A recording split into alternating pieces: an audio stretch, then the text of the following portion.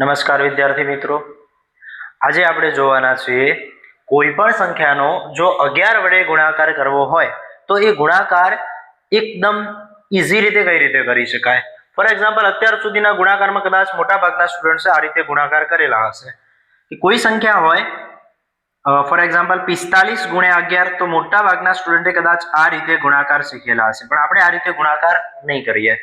ગુણાકાર કરવા માટેની એકદમ ઈઝી ટ્રીક આપણે આજે શીખશું. તો પહેલી સંખ્યા આપણે લઈએ 12 ગુણ્યા 11. તો 12 ગુણ્યા 11 નો જો મારો ગુણાકાર કરવો હોય તો એ ગુણાકાર કઈ રીતે થાય? તો પહેલા આપણે આ જે 12 ગુણ્યા 11 માં પહેલી સંખ્યા જે 1 દેખાય છે, પહેલા આપણે એને લઈ લેશું 1 ને લાસ્ટમાં મૂકશું આપણે આ 1 લીધા 12 માંથી, તો પાછળ મૂકશું આપણે 2, વચ્ચે થોડી જગ્યા રાખશું. આ બે નો સરવાળો પછી કરશું આપણે, આ બે નો સરવાળો તો 2 + 1 3, તો વચ્ચે મૂકશું 3. આ થઈ ગયો 12 ગુણ્યા 11 નો ગુણાકાર. આ રીતે કોઈ ગુણાકાર કરવાની જરૂર નથી, એકદમ ઈઝીથી ગુણાકાર થાય. 34 ગુણ્યા 11 કરીએ એ રીતે, તો પહેલા આપણે 34 ના પહેલા આપણે 3 લખશું, લાસ્ટમાં લખશું 4, વચ્ચે મૂકશું આ બે નો સરવાળો, તો 4 + 3 5 6 7, તો 374. આ થઈ ગયો 34 ગુણ્યા 11 નો. એ જ રીતના 45 ગુણ્યા 11, તો પહેલા આપણે લખશું 4, લાસ્ટમાં લખશું 5, વચ્ચે મૂકશું એ બેનો સરવાળો, 4 + 5, તો 4 + 5 કેટલા થાય? 9, તો 495. આ જવાબ આવ્યો 45 ગુણ્યા 11 નો. એ જ રીતે 84 ગુણ્યા 11, તો પહેલા આપણે મૂકશું 8, લાસ્ટમાં મૂકશું 4, આ બે નો સરવાળો. પણ યાદ રાખજો, વચ્ચે ફક્ત એક જ સંખ્યા લખશું. જો બે આંકડામાં આવશે જવાબ, તો એને આપણે એક આંકડો વધી તરીકે લેશું. તો 8 + 4 કેટલા થાય?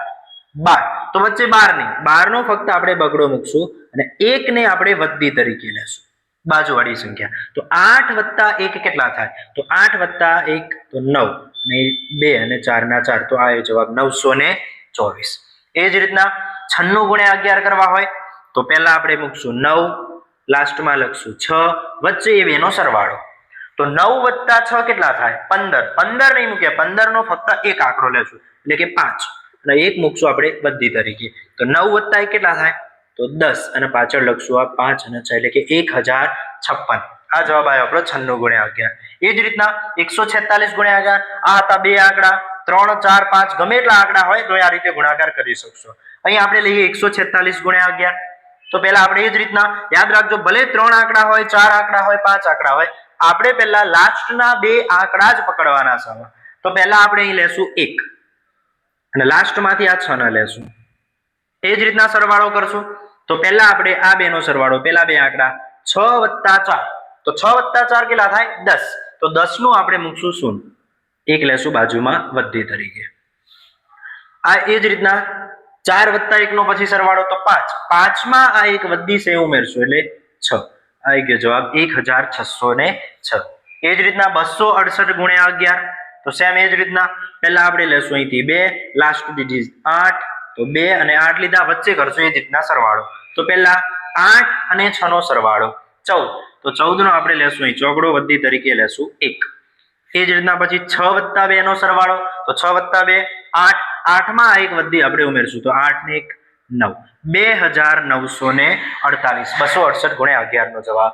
એ જ રીતના 367 ગુણ્યા 11 નો ગુણાકાર કરવો હોય તો એ જ રીતના પહેલા આપણે અહીંથી લેશું પહેલો ડિજિટ 3, લાસ્ટ ડિજિટ મૂકશું 7, સરવાળો કરશું પહેલા બે આંકડાનો, તો 6 + 7 કેટલા થાય? 13, તો 13 નો લેશું આપણે તગડો, વધી તરીકે મૂકશું 1. પછી સરવાળો 6 + 3 નો 9, 9 માં આ એક ઉમેર દેશું એટલે કે 10, 10 નું આપણે મૂકશું 0, વધી 1, તો આ બેનો સરવાળો વધી 3 + 1 એટલે કે 4, પાછળ 0, 3 અને 7, 4037. 367 ગુણ્યા 11 નો જવાબ. એ જ રીતના 555 ગુણ્યા 11 અને 846 ગુણ્યા 11 નો જવાબ કોમેન્ટમાં આપો.